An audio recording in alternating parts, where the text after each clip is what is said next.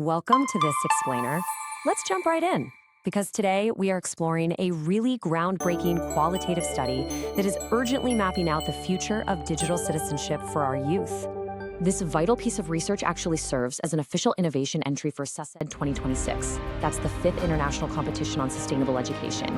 And it was brought to life by a highly dedicated team from the International Islamic University Malaysia, Dr. Nurlila Ahmad, Muhammad Karimi Ma, and Dr. Siti Fatima Abdul Rahman. They recognize something crucial. If we really want to achieve sustainable education, we absolutely have to address the psychological and ethical environments that our students are learning in right now. So why did they take this on? Well, the fundamental driver here is a very real growing digital well-being crisis in Malaysia. Even though schools have way better access to technology now, these hyper-connected adolescents are facing severe everyday threats. We're talking about cyberbullying, a constant barrage of misinformation, and escalating screen time anxiety. You see, just having access to a device doesn't automatically make someone competent. Without clear, structured education on digital ethics, these students are left incredibly vulnerable. And that brings us to the core inquiry of the research. We have to ask, how do these kids actually conceptualize and practice digital responsibility in their day-to-day lives? And perhaps more importantly, what impact do those digital habits have on their mental health and their ability to learn? We really can't just assume they know what they're doing simply because they grew up with smartphones in their hands. We need to hear about their actual lived experiences. To figure that out, the team used a really rigorous qualitative approach. They conducted semi-structured interviews to compare the digital lives of 12 urban students against 12 rural students. And what they found was a stark second-level digital divide. While the urban kids were highly engaged with online platforms and creating content, the rural learners were constantly hitting structural roadblocks, like spotty Wi-Fi and limited access to the devices themselves. Now, to make sense of all these behaviors, the researchers leaned on constructivist learning theory. The data made it super clear that these adolescents are almost entirely self-taught.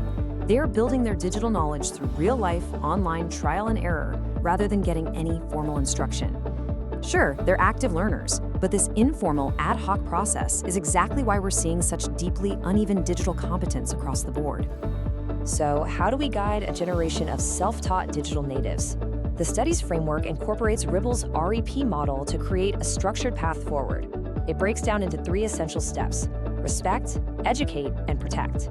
This ensures that students aren't just learning how to click and swipe, but are actually learning vital ethical boundaries and digital etiquette. When the team ran their thematic analysis, they uncovered 5 distinct but totally interconnected dimensions of digital citizenship. It starts with your basic digital literacy and skills, but then it expands. It moves into responsible digital practices, ethical and safe engagement, digital well-being, and finally, educational integration. It's essentially a fully multi-dimensional ecosystem that captures the whole picture of a student's online life. To really put a human face to that digital well-being dimension, consider what one of the kids, participant 4, actually said during the interviews. They told researchers, "I get anxious when my post doesn't get many likes. It makes me think maybe people don't like what I share." I mean, that perfectly grounds the academic theory in the very real, raw, emotional vulnerability these teens face every single day.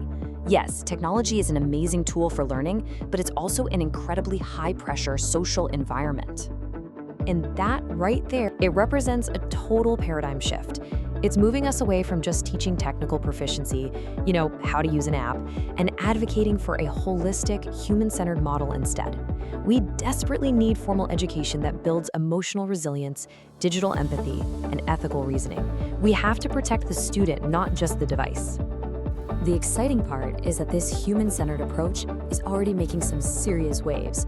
The project has been validated by a Silver Award and 2 Bronze Awards. Plus, it secured crucial FRGS funding from the Ministry of Higher Education Malaysia. Having that kind of institutional backing is huge, because it means its vital research has the resources to actually shape national educational policies going forward. I want to leave you with a final thought to mull over. We've talked about the digital divide, and we've heard about the real anxiety our adolescents are wrestling with online. But we've also just seen a really powerful, holistic solution from the IIUM team. So the question is, are we ready to move beyond just teaching tech skills and step up to build a globally resilient, truly balanced digital future for our youth?